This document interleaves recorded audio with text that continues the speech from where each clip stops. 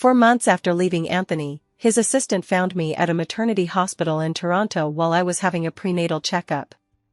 His assistant called him for instructions. "Anthony, Miss Yulia is pregnant." A man's voice came from the receiver, as cold as the day we broke up. "This is your first day with me? You want me to teach you how to do this?" After hanging up, the assistant hesitated. I smiled knowingly and spoke first. "Don't worry, Anthony." It snowed heavily in Toronto the day we met again. The man I had loved for 10 years immediately looked at my bulging belly. He opened his thin lips slightly, his tone cold and ruthless. "Yulia, you are too greedy. I will give you everything you deserve, and don't even dream of what doesn't belong to you." I stroked my belly, a faint smile playing on the corner of my mouth. "Anthony, I'm married, and the child is my husband's. Don't worry, I won't give birth to a shameful illegitimate child." Anthony's eyes, always deep and unfathomable, shrank imperceptibly. He took a step forward, his towering figure casting a shadow that almost completely enveloped me. That familiar, cedar-scented oppressive feeling washed over me, causing my breath to hitch slightly. "Husband?" he repeated, his words filled with undisguised sarcasm. "Yulia, you're really good at making up stories. Anthony, if you don't believe me, I can show you my marriage certificate." I took out the photos from my phone. Anthony didn't even glance at me. His cold, scrutinizing gaze fell on the bulge of my belly. "How many months?" he asked, his voice cold and emotionless. I met his gaze, my palms slightly sweaty, and forced myself to maintain a calm facade. 6 months. 6 months? He repeated softly, a cold curve of sarcasm etched across his lips. "Yulia, do you think I've lost my memory or am I completely devoid of common sense? Do you think I can't tell the difference between 6 months and a belly that's about to give birth?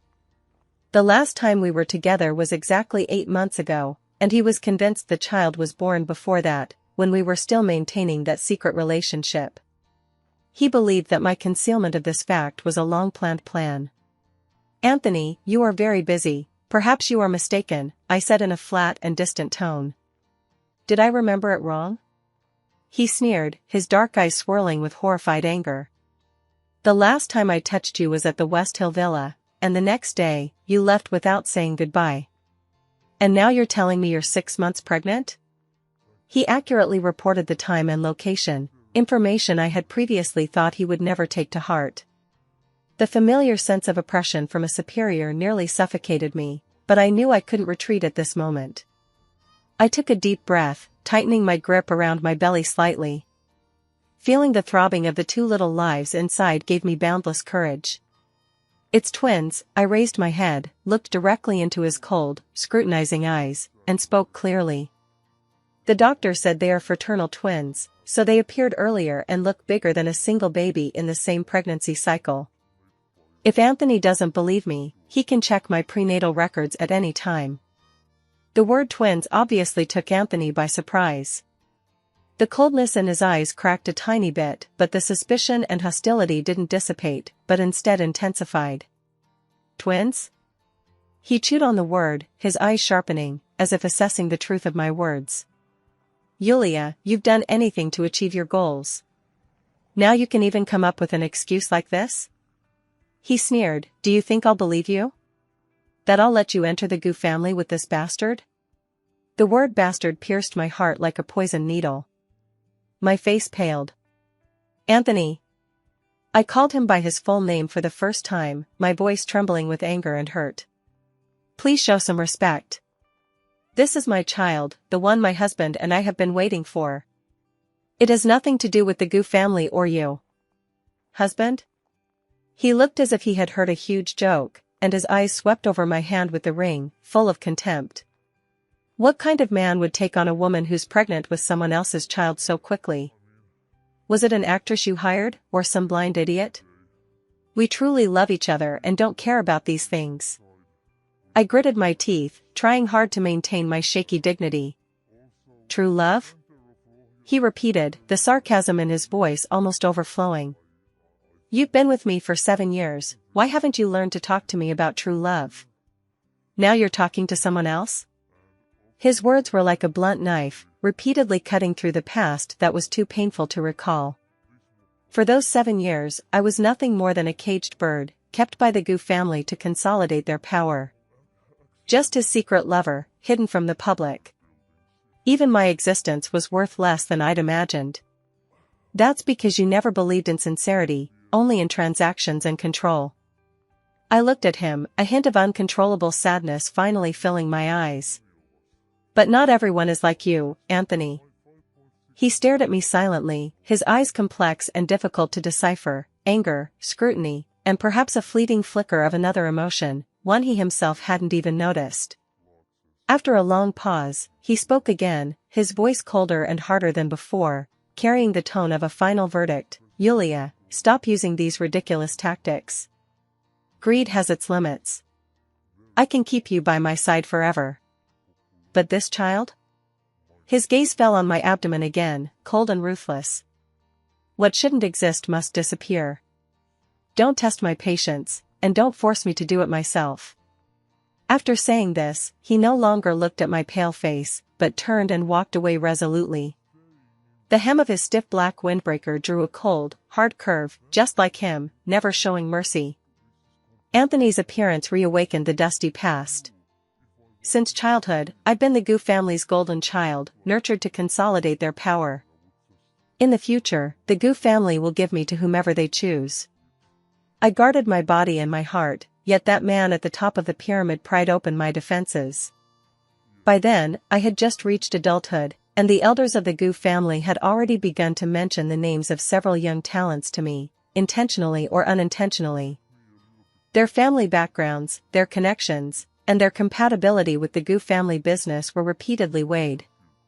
I felt like a piece of porcelain, carefully cared for years, awaiting appraisal, about to be put on a trade stand. Panic and helplessness wrapped around me like vines, nearly suffocating me. After a depressing dinner, I hid in the dark corner of the garden and cried secretly. I unexpectedly ran into Anthony, who was also out for some fresh air. He wore a perfectly tailored black tuxedo, his cold, hard profile outlined by the moonlight. A cigarette flickered between his fingers, and he looked as distant as someone in a painting. I was so frightened that I immediately stopped crying and tried to flee, but he called out calmly, "Stop." I froze in my tracks, my heart pounding like a drum. He rarely looked me in the eye. To him, I was no different from any other decoration in the mansion. He didn't ask anything, but just finished his cigarette in silence. Just when I thought he would turn and leave, he suddenly spoke, his voice devoid of emotion. The Lin family's son is useless and addicted to gambling. The Wang family's has 3 children outside. The Sun family's one doesn't have any bad habits, but... He paused, then turned his head, his cold gaze resting on me for the first time. His mother was a powerful figure. With your temper, you'd be dead. I looked up in shock, my gaze meeting his bottomless eyes. At that moment, I seemed to see a very faint, perhaps illusory, hint of affection in his eyes, which had been frozen for thousands of years. Later, those talented people who were mentioned were indeed gradually no longer considered by the elders of the Gu family due to various coincidences and suitability reasons. I knew it was him. He had, in a way I couldn't imagine, with a single stroke of genius, temporarily thwarted those clearly intended marriage alliances. From that moment on, the way I looked at him, besides the usual awe, was filled with an uncontrollable thrill and dependence. He was the only ray of light in my desperate predicament, and I couldn't help but want to be close to him, even if it meant getting frostbitten. The opportunity that truly transformed our relationship was a business dinner. A dandy, a man who relied on his family background, cornered me in the corner of the terrace, making frivolous remarks and groping attempts. I couldn't break free, yet I didn't dare offend him. I felt terrified and humiliated. Anthony suddenly appeared, his face expressionless. He grasped the dandy's wrist with a force so strong that it instantly turned pale. He didn't even look at the man, but just spat out one word coldly, "Get out." The dude ran away crawling. Anthony finally looked at me, still terrified, his eyes still cold. He simply took off his suit jacket and tossed it to me, covering the shoulders of my wine-soaked, slightly disheveled dress. "This isn't the way to disgrace the Gu family," he said flatly, without a trace of concern. But at that moment, his cold, protective attitude became the only thing I could cling to. Something deep within me, completely unchecked. Summoning all my courage, I stood on tiptoe and, with a trembling hand, kissed the corner of his lips. He visibly froze. I expected to be pushed away, met with a rage. But he didn't. After a long, unnerving silence, he simply stared at me with those bottomless eyes. Then, his bony hands rested on my waist. From then on, I became his secret lover. For 7 years. Everyone knows that the second young master of the Gu family is a man of integrity, a flower that no one dares to pluck. Only I know how unrestrained he is when we're alone together, a taste of the sweetness of life. He's actually very good to me. He provided me with immense material comfort, silently stayed by my bedside when I was ill, and dealt with all those who coveted me. But he never expressed his love, and his attitude remained distant and cold. He admitted early on, the Gu family needs a business alliance, and my future wife will not be chosen independently. He clearly drew the line, and I had already been addicted, willingly staying within it, like a bird in his cage, hidden from the light. Once, I curled up in his arms, taking advantage of the laziness that followed the warmth, and asked, half coquettishly and half tentatively, "Anthony, do you have someone you love in your heart?" I remember that at that moment, his arm around mine seemed to pause. The only sound in the room was the sound of our breathing. He was silent for a long time, so long that I thought he wouldn't answer. But I saw his thin lips curl slightly, and his tone was cold and ruthless. "What answer do you want?" The faint hope in my heart was gradually drowned out by bitterness, and I lowered my voice. "I'm just curious, what kind of woman will be able to win your heart in the future? Do you regret following me?" The man's voice was hoarse. My eyes were dry, and I murmured, "No regrets, you've been very good to me." He seemed satisfied, and the kiss he gave me was scorching and hot. He opened a new box of condoms and met my stunned gaze.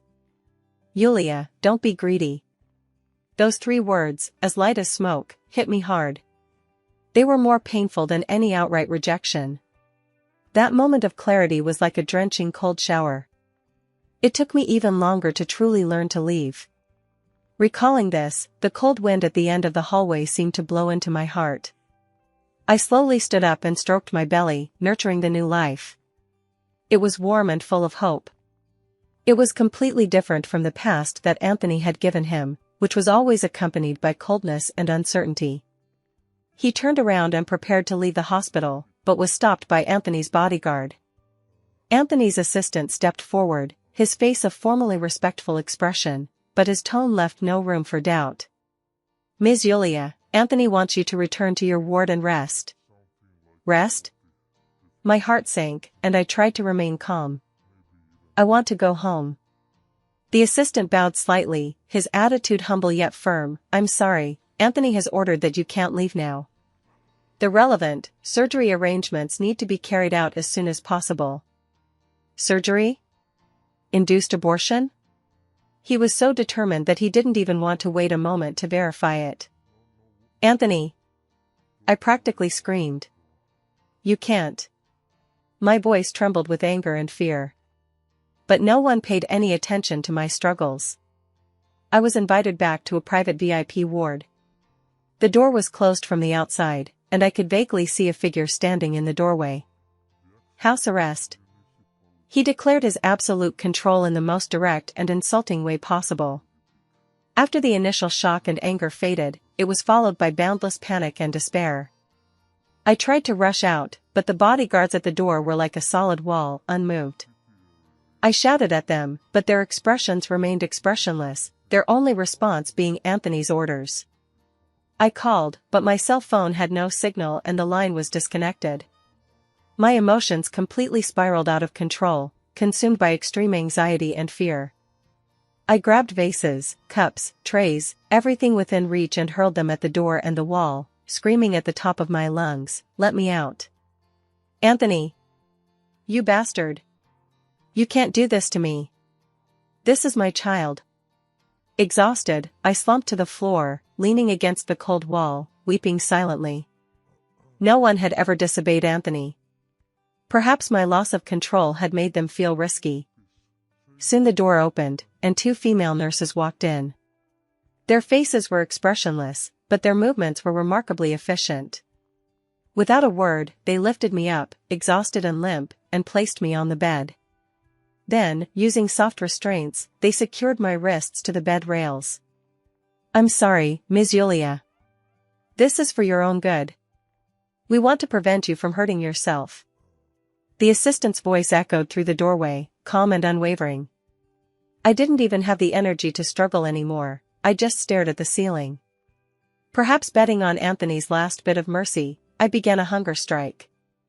When the nurse tried to feed me liquid food again, I clamped my mouth shut and turned my head away. I was on a hunger strike. This was my last, most feeble act of resistance. At first, they didn't seem to care much and simply increased the dosage of the liquid nutrition. But after 2 meals in a row without a drop of water, I gritted my teeth no matter who tried to persuade me, and even began to show signs of mild dehydration. The guards coming in and out more frequently, and the phone calls seemed to be getting more frequent. Sure enough, that afternoon, the ward door was pushed open again. Anthony appeared at the door, his air icy cold. Standing against the light, his features were unclear, only his tall, straight figure and overwhelming presence clearly pressed forward. He walked to the bedside and lowered his gaze to look at me. "Yulia, I taught you to judge the situation," he said, his voice cold. "The doctor has made arrangements. When it's over, come back with me." "Come back to you?" I looked at him and suddenly laughed, a smile filled with sadness and mockery. "Continue to be your secret lover until you marry a wife of equal status, and then you dispose of her like garbage? Anthony, what makes you think I would agree to that?" His brow furrowed, clearly my reaction exceeding his expectations. He patiently spoke, his tone growing colder. "Except for status, I can give you everything. This is your best option. Don't be willful." Willful? The word irritated me. All the pent-up resentment, anger, and resentment erupted at that moment. "Isn't Vivian back?" The name, like a curse, instantly solidified the air in the ward. Anthony's aura suddenly changed. Deep within those usually calm eyes, it felt as if ice had shattered. He stared at me with a frighteningly sharp gaze. "What did you say?" His voice dropped, carrying a dangerous tone. The words were out of my mouth, and there was no taking them back. I simply looked up and said, "Your beloved fiancée, Vivian. Hasn't she recovered and returned home? What use is there to you in my existence?" "Anthony, I've already tactfully given up my position immediately, so why don't you let me go?" I watched his expression change slightly, and the pain in my heart was no longer numb. His words became sharper. "Is she sick again? That's why you need me as a substitute to satisfy you in bed, or do you really want to?" "Yulia." Anthony interrupted me sharply, his jaw set in a tense rage, his eyes a terrifying storm I'd never seen before. He took a sudden step forward, his shadow looming so large it almost took my breath away. In this tense moment, I forced myself to calm down. Anger won't solve anything. I have to fight for my child's life. I suppressed all outward emotion, my voice calm and even resigned. "Okay, you don't believe the child isn't yours, do you?" He looked at me expressionlessly, without saying anything. "We can do an amniocentesis and a DNA comparison," I said clearly, meeting his terrifying gaze without averting my gaze. "We can draw blood right now. Arrange it immediately. If it proves that the child is truly yours, you can do whatever you want with it. But if it turns out the baby isn't yours..." I paused, taking a deep breath. "Please, Anthony, let me go. From now on, never show up in my life again. Let's be clear." The ward fell into a deathly silence.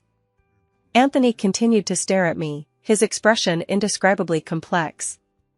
There was rage, scrutiny, disbelief, and a hint of hesitation.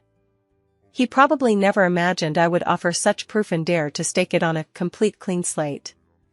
After a long silence, the terrifying storm in his eyes slowly subsided, and rationality once again covered him. He said coldly, "Okay." The results came out quickly. Anthony slapped the thin piece of paper in my face. He looked down at me, a complex expression of emotion flashing across his face, now overshadowed by deep disgust and icy anger. "The evidence is irrefutable. Are you still trying to argue?" The chill in his tone could almost freeze you. "Yulia, your repeated lies and calculations, your greed and tactics, really make me sick." Confused, I picked up the report and took a closer look. The black words on the white paper hurt my eyes and my mind went blank. 9.99% confirmation of my biological father. I stared at the report, my heart briefly trembling before quickly regaining its composure. Impossible, absolutely impossible. "What else do you have to say?" Anthony's voice rang out. There was no anger, only a deep, bone-deep indifference and disappointment. He looked at me as if he were looking at a filthy object. "This report is false." I raised my head and met his cold gaze. His tone was unusually calm, without any hysteria, only the firmness of stating the facts. Anthony's lips curled up in a faint hint of sarcasm, his smile devoid of any warmth. "The facts are before us, and you still want to continue your show? Yulia, my patience with you has run out." He stopped looking at me, as if even one more glance would bore him. He turned to the medical staff waiting at the door and coldly ordered, "Arrange the surgery." His order was crisp and clear, leaving no room for maneuver. He didn't even pause for a second before heading straight out of the ward. As he passed by the assistant, I caught a glimpse of him usually calm and reliable assistant's eyes flickered imperceptibly. He quickly avoided my gaze, even subconsciously lowering his head slightly. A flash of lightning struck me. It was him. Only him. He was the one who handled the entire process, from sampling to sending it for inspection. Anthony would never do any of this himself. And my memory suddenly went back to the chaotic days before I left. It was Anthony's assistant who accidentally revealed that Anthony had a childhood sweetheart, Vivian, who was frail and had been recuperating abroad. It was he who accidentally sent Anthony's itinerary, allowing me to see that Anthony had a private trip every month, always to the country where Vivian was. And it was he who, coincidentally, arranged a trip for me as soon as Vivian returned to China. On that drizzling afternoon, in a coffee shop, I was invited by Anthony's assistant, feeling uneasy. Then, I saw her for the first time. Vivian. She sat by the window, wearing a fine camel coat with a soft shawl draped loosely over it. Her face was pale, with the fragility of someone just recovering from a long illness, but the dignity between her eyebrows and a vague sense of superiority could not be concealed. She looked me over, her eyes assessing me like an object. "Yulia, please sit down," she said, polite yet distant. I sat down, my palms slightly sweaty. I knew her. The girl in the yellowed photo deep in Anthony's study drawer was the only bright color in his youth, and he had been thinking about her for many years. "I'm Vivian," she smiled slightly, a smile that was appropriate but did not reach her eyes. "Anthony should have mentioned me to you? We are getting married soon." My heart sank suddenly, as if hit by a huge rock. Although I had long known that there would be no future for Anthony and I, the pain still hit me unexpectedly when the day finally came. She seemed satisfied with my reaction and continued in that gentle yet cruel tone.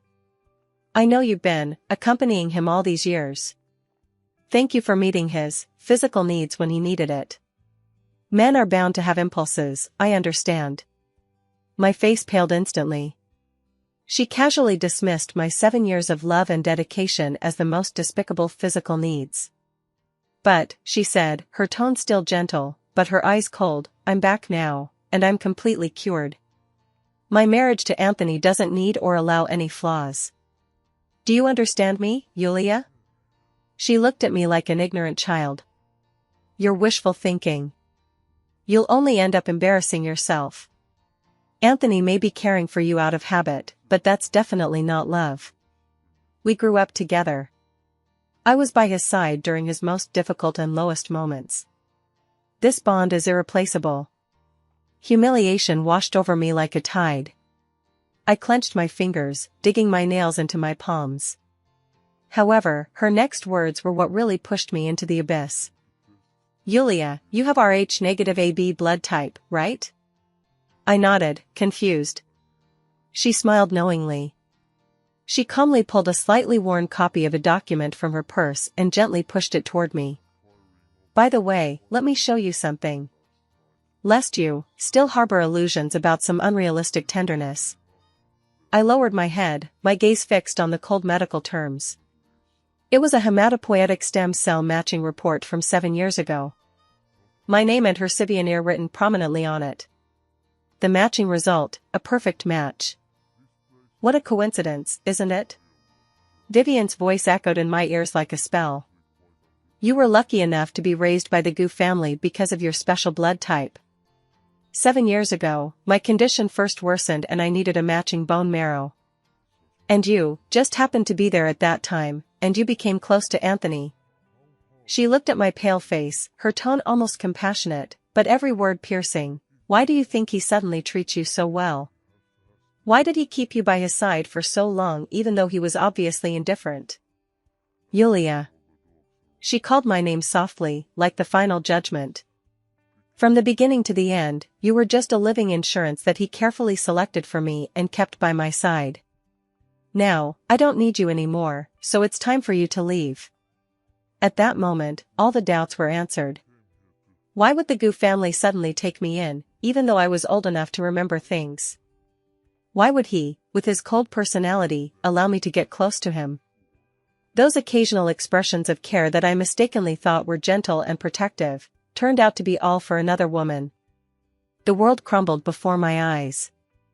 Despair and despair were too profound to describe. It turned out I wasn't even a stand-in. I was just a tool ready to be disassembled and used. Anthony's figure had disappeared down the hallway. Preparations for the surgery seemed to have begun, and there was a slight movement outside the door. I had to seize this last chance.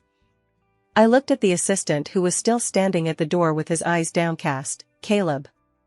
He stiffened imperceptibly, forcing himself to look up at me, his eyes wary and a touch panicked.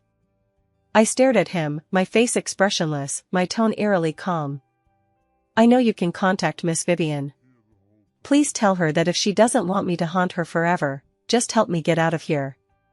The assistant's pupils shrank slightly. He opened his mouth, as if to deny something, but silently left the room and closed the door. I was alone in the ward. I stroked my abdomen, my mind racing, thinking of every possible way out. Just then, the intercom on the bedside table rang abruptly for the first time. This phone was supposed to connect only to the nurse's station and the assistant's office. Something struck me. I took a deep breath, picked up the phone, and didn't say anything immediately. There was silence on the other end for a moment. Then, a female voice I'll never forget came over. Yulia? I heard, you're having some trouble. It was Vivian. It was indeed her. Caleb was so quick. All my suspicions were confirmed, and I wasn't surprised at all. Instead, a cold calm washed over me. Vivian, I said calmly through the receiver, this DNA report must have taken a lot of effort on your part, right? Bribing Anthony's most trusted assistant is quite risky. The person on the other end of the line seemed to pause. She hadn't expected me to be so direct and blunt. I don't understand what you're talking about, she said, trying to maintain composure, but the subtle stiffness in her tone betrayed her. Don't understand? I chuckled. Then why did you call me? To see me make a fool of myself? I didn't give her a chance to retort. I continued calmly, you probably already know that my child has nothing to do with Anthony. I paused, and my tone suddenly took on a hint of laziness and sweetness. Speaking of which, I have you to thank, Vivian. If you hadn't been seriously ill and sent abroad to recuperate, Anthony wouldn't have been so lonely. Do you know where he likes to kiss me the most? He says that mole on my lower back is very special. I deliberately shared those genuine, intimate details because I knew exactly which details would most hurt her, my childhood sweetheart. After all, she had a heart condition, and some of the most common intimate things for ordinary couples were something she and Anthony had never experienced. Also, the floor-to-ceiling windows at the West Hills villa offer a truly beautiful view of the snow. He always loves to hug me from behind, there. Shut up. Vivian's voice suddenly rose, losing all composure and piercing with exasperation. Yulia. Do you still have any shame? Her reaction was exactly what I expected. Jealousy and possessiveness were her Achilles heel. Shameless? I sneered. Who's more shameless than you, Vivian, who paid someone to falsify medical reports and attempted to kill 2 innocent people? I pressed the issue, my tone becoming increasingly provocative. You're going through all this trouble, aren't you just afraid?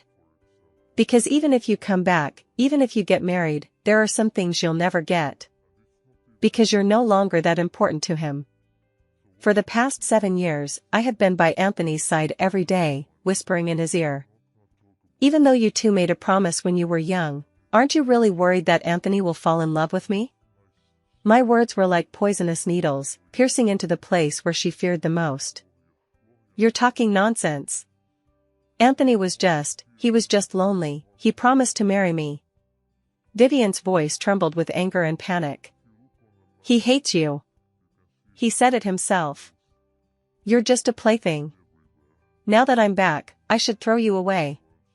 Plaything? I repeated the word, my tone expressing neither joy nor anger. So, Anthony, did I ever tell you in person that I wanted to throw away this toy of mine, Vivian? The only sound on the other end of the line was rapid breathing. I slowed my tone and, with a cruelty bordering on pity, pointed out a clear path for her. Actually, we all know it clearly in our hearts, right? Anthony was just angry that I secretly got pregnant with his child and left without saying goodbye, challenging his authority.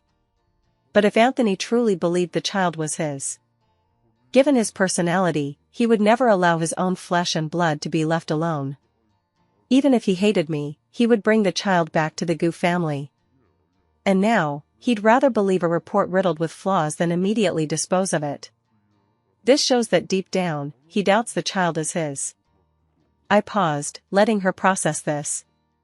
But he'd rather deceive himself and destroy the marks another man left on me than take me back, already dirty, already defiled. What does this mean? What's more, I took a deep breath, my voice suddenly taking on a complex meaning. For 7 years, over 2,000 days and nights, Anthony has never had anyone else. He would rather spend all his money searching the world for bone marrow to save you than draw my blood even once. Do you really think he's just coldly exploiting and venting his anger on me? I don't need to brag, I'm just stating the facts, and these facts are undoubtedly torture for Vivian, who loves him deeply. He would get drunk at social events, call me in a daze, and ask me to take him home. He has a pot of pine in his study that he never lets anyone touch. Only he can water it because I just gave it to him. Also, when he's asleep, he unconsciously pulls me into his arms and tightens his grip. In the morning, he'll secretly kiss me while I'm asleep. My voice was soft, yet it carried immense force. These details, these habits and dependencies etched over 7 years, can you completely erase them with just a fake report? No. He will only get rid of the stain on me and continue to tie me tightly to his side. By then, even if you get married, there will always be a third person in your marriage, and you will never be able to rest easy. There was a long, suffocating silence. I could almost imagine Vivian's pale face and trembling body. After a long moment, she spoke through gritted teeth on the other end of the line. What do you want? I knew I had one. Help me leave. I want my child to be born safely. My voice was eerily calm. Only if the child is born safely will Anthony finally give up on me. There will be no room for him and me anymore. Okay. Finally, I heard her almost exhausted answer, filled with reluctance yet forced to compromise. I'll help you leave. But you must disappear completely. Never show up again. With Vivian's helpless help, I took the baby in my belly and disappeared from Anthony's world as if I had evaporated from the face of the earth. My husband, a trusted friend who also needed a marriage as a cover for his own unique circumstances, hid me away in a very private medical center, isolated from the world and under tight security. Just after full term, I underwent a cesarean section and gave birth to healthy twins, a boy and a girl. Looking at those two tiny people in the incubator, I knew my true family had finally arrived. Outside, Anthony's search never ceased, becoming even more frantic and obsessive. I knew it was time to end it all. Shortly after giving birth, before I had fully recovered, I contacted him. He arrived quickly in a quiet coffee shop booth. After not seeing him for several months, his aura had become even colder and more intimidating, his eyes lingering with a sinister savagery and a subtle hint of fatigue. He saw my visibly thinner yet unusually calm face, and his expression was incomprehensible. "Anthony," I spoke first, my tone distant and calm. "Don't bother looking for me anymore." He stared at me, his jaw set. "I know you never believed that report." I looked him straight in the face, unflinching. "You are so powerful, how could you not have found my medical report? And how could you not know that this child has nothing to do with you? You just don't want to admit that what you own no longer completely belongs to you, right? Now, the child is born. You can do another paternity test in any way you want. I promise that there will be no interference this time." Anthony's pupils suddenly shrank, and his hands under the table seemed to clench. He was silent for a long time, and the air in the box was almost frozen. He had obviously learned about the child's safe birth through some channels, and perhaps he had already vaguely guessed the whole truth. In the end, he didn't explode in anger, nor did he demand verification. He simply squeezed out a cold sentence from between his teeth, with a humiliating, final grant, "Okay. Even if it's not mine.